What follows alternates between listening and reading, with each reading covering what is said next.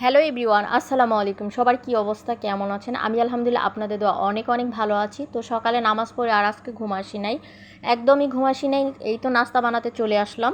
Finally সকালে নাস্তা ready. এই তো ছেলের জন্য নাস্তা রেডি করতেছি, ও হচ্ছে খেয়ে পড়তে যাবে, এই জন্য এখানে ডিম পোস্ট দিয়েছি আর হচ্ছে গরুর মাংস ঝুরা ছিল, পরোটা, মিষ্টি, ও যেটা দিয়ে খায়, যে যেটা দিয়ে খায়। আমি খাবো চা দিয়ে। চা দিয়ে পরোটা দিয়ে কিন্তু আমার অনেক বেশি পছন্দ, আর আমি তো এমনিতে অনেক বেশি চা খোর। কারা কারা চা দিয়ে পরোটা দিয়ে পছন্দ করেন অবশ্যই কমেন্ট করে জানাবেন। আমার কিন্তু অনেক অনেক পছন্দের একটা খাবার, আমি বরাবরই এই খাবারটা অনেক বেশি পছন্দ। নাস্তা খাওয়া শেষ করে এখন হচ্ছে আমি কি রান্না করব, ভিডিওটার সাথেই থাকুন, দেখতে থাকুন। আজকে হচ্ছে আমি ভাত ডাল কিছুই রান্না করব না, কালকে কালকে যা যা রান্না করছিলাম সেগুলো আছে, সেগুলো গরম করে খাবো।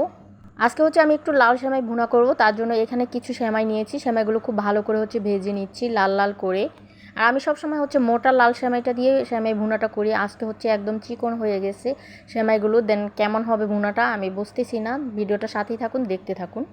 তো এইখানে দারচিনি, এলাচ, তেজপাতা দিয়ে দিলাম, একটু তেল দিয়ে দিলাম, তেল দিয়ে ভেজে তারপর হচ্ছে দিয়ে দিব নারকেল কোড়া। এখানে ঘিও দিয়ে দিতে পারেন, বাট আমি ঘিটা পরে দিব, এতে করে ফ্লেভারটা অনেক বেশি ভালো থাকবে। ঘিটা যদি নামানোর আগে দিই ঘ্রাণটা অনেক বেশি সুন্দর থাকবে।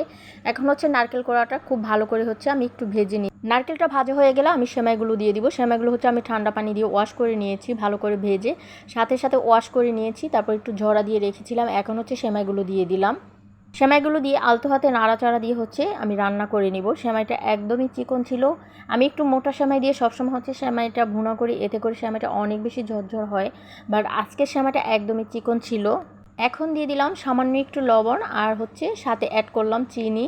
চিনিটা দেওয়ার পর হচ্ছে আলতো হাতে নাড়াচাড়া দিতে হবে, কারণ সেমাইটা এত বেশি মানে সফট, কি বলবো, একদমই চিকন সেমাই। এই সেমাইটা দিয়ে আমি কখনোই সেমাই ভুনা করি না। আমি সবসময় মোটা যে লাল সেমাইটা থাকে সেটা দিয়ে হচ্ছে সেমাই ভুনাটা করি, এতে সেমাই ভুনাটা অনেক সুন্দর হয়, একদম ঝরঝরে হয়। যাই হোক, করার কিছু নাই, যেরকম আছে ওরকমই রান্না করব, কি করার আছে। বাজার থেকে আনতে বলছি, যে যেরকম ওরকমটা পাইনি, তো চিকনটাই নিয়ে আসছে, সেটা দিয়ে ভুনা করলাম। ফাইনালি সেমাই ভুনাটা হয়ে গেছে। এখন হচ্ছে 2 চামচ আমি ঘি দিয়ে দিলাম, ঘি দিয়ে সুন্দর করে নেড়ে চেড়ে হচ্ছে আমি নামিয়ে নিব। এত সুন্দর একটা ঘ্রাণ আসতেছে, কি বলবো।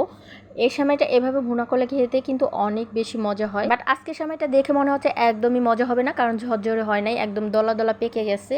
যাই হোক, করার কিছু নাই, তারপর খেতে ভালোই মজা হয়েছিল মোটামুটি। একদমই ভালো হয় নাই, আবার একেবারেও খারাপ হয় নাই, যা হয়েছে আলহামদুলিল্লাহ। বাট মোটা সেমাইটা হলে অনেক বেশি ভালো হতো। এক কথা বারবার বলে ফেললাম। এখন বাজে দুপুর একটা। একটা ভাবি হচ্ছে আমরা আর পেয়ারা একসাথে মিক্স করে সুন্দর করে কাসুন্দি, শুকনো মরিচের গুঁড়ো, তারপর হচ্ছে পোড়া মরিচ, চিনি, বিট লবণ দিয়ে সুন্দর করে মেখে নিয়ে আসছে। তো সাথে আমি ঝোলটাও খেলাম, এত মজা হয়েছে। আল্লাহ হাফিজ।